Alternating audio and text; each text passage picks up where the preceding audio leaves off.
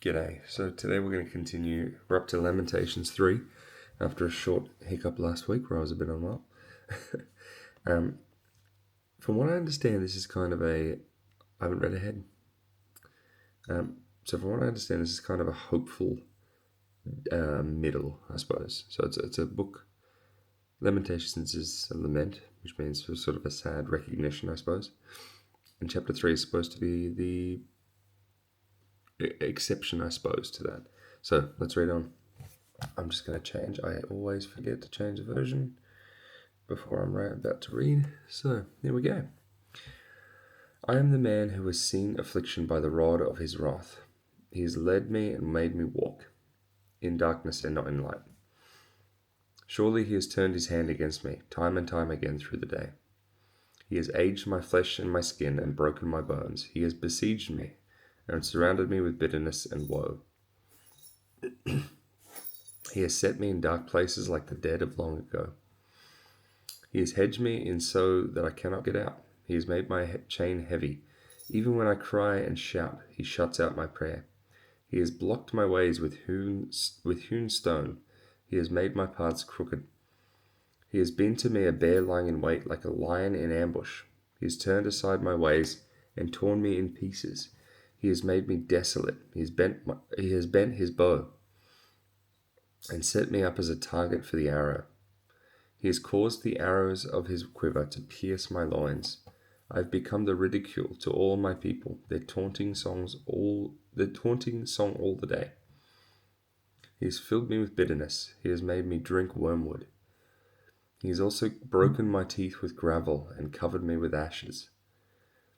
You have moved my soul far from peace. I have forgotten prosperity. And I said, my strength and my hope have perished from the Lord. Remember my affliction and roaming, the wormwood and the gall. My soul still remembers and sinks within me. This I recall to my mind, therefore I have hope. This is the hope bit, I hope. Through the Lord's mercies we are not consumed, because his compassions fail not. They are new every morning. Great is your faithfulness. The Lord is my portion, says my soul, therefore I hope in him. The Lord is good to those who wait for him, to the soul who seeks him. It's good that one should hope and wait quietly for the salvation of the Lord. It is good for a man to bear the yoke in his youth. Let him sit alone and keep silent, because God has laid it on him.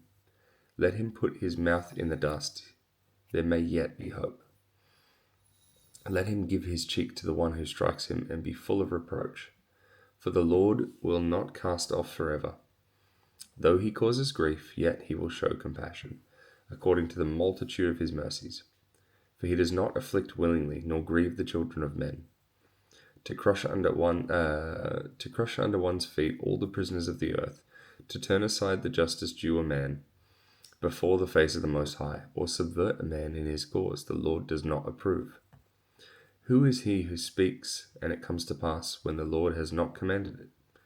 Is it not from the mouth of the Most High that woe and well-being proceed? Why should a living man complain? A man for the punishment of his sins. A man for the punishment of his sins. Let us search out and examine our ways and turn back to the Lord. Let us lift our hearts and hands to God in heaven. We have transgressed and rebelled, and you have not pardoned. You have covered yourself with anger and pursued us. You have slain and not pitied. You have covered yourself with a cloud, that prayer should not pass through. You have made us an offscouring You have made us an offscouring and refuse in the middle of the peoples. All our enemies have opened their mouths against us. Fear and a snare have come upon us. Desolation and destruction. My eyes overflow with rivers of water for the destruction of the daughter of my people. My eyes flow and do not cease, without interruption, till the Lord from heaven looks down and sees.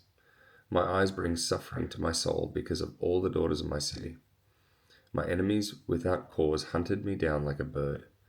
They silenced my life in the pit and threw stones at me. The waters flowed over my head. I said, I'm cut off. I called on your name, O Lord, from the lowest pit, and you have heard my voice. Do not hide your ear from my sighing, from my cry for help. You drew near on the day I called on you, and said, "Do not fear." O Lord, you have pleaded the case for my soul. You have redeemed my life. O Lord, you have seen how I am wronged. Judge my case. You have seen all their vengeance, all their schemes against me. You have heard their reproach, O Lord, all their schemes against me, the lips of my enemies, and their whispering against me all the day.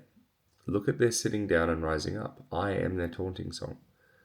Repay them, O Lord, according to the works of their hands. Give them a veiled heart. Your curse be upon them. In your anger, pursue and destroy them from under the heavens of the Lord. So again, this is the middle of Lamentations. The first two chapters were laments on basically the destruction of Jerusalem following the Babylonian attack.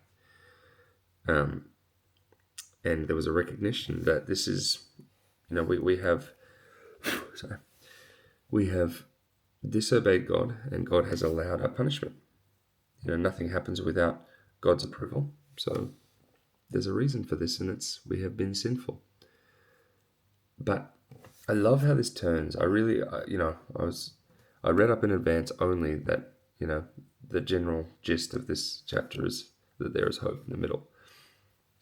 And I started reading, and I was like, gee, I don't see much hope. But then we saw verse 21. This I recall to my mind, therefore I have hope. That's where it turns. I love that in spite of great suffering here, and still among the acknowledgement of we have sinned, this is why God has allowed it, there's still a recognition. Where was it? For the Lord will not cast off forever. This is verse 31 onwards. Though he causes grief, yet he will show compassion according to the multitude of his mercies. For he does not afflict willingly, nor grieve the children of men. There's so much to keep in mind. This is weirdly relevant, actually. We have had a pretty heavy week or two. There's been a lot of dramatic life changes that are not good, that have just been piling on one after the other. And I do feel like there's a lot in my life that hasn't been going the way that God intended. So it feels a lot like this. And yet there's hope. Always hope in God. Always. You have covered yourself with anger and pursued us. You have slain and not pitied. You have covered yourself with a cloud that prayer should not pass through. You have made us an offscouring and refuse in the midst of your people. And then we read on. I called on your name, O Lord, from the lowest pit.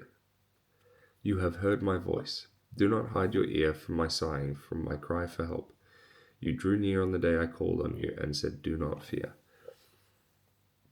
O Lord, you have pleaded the case for my soul. You have redeemed my life. Excuse me. Still a bit sniffly. O Lord, you've seen how I'm wrong. Judge my case. I get this image in my head of like a loving father who, you've got to punish. You've got to, sometimes when your kid does something wrong, you've got to punish them. There might be a little bit of a, sit down and think about what you've done, which is where I hear about the whole, there's a cloud that prayers can't pass through. But God never stopped loving his people, despite, allowing their suffering as a result of their sin. He never stopped loving them.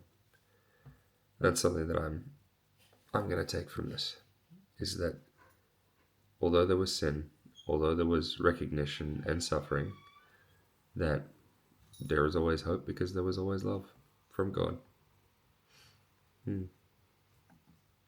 Good chapter.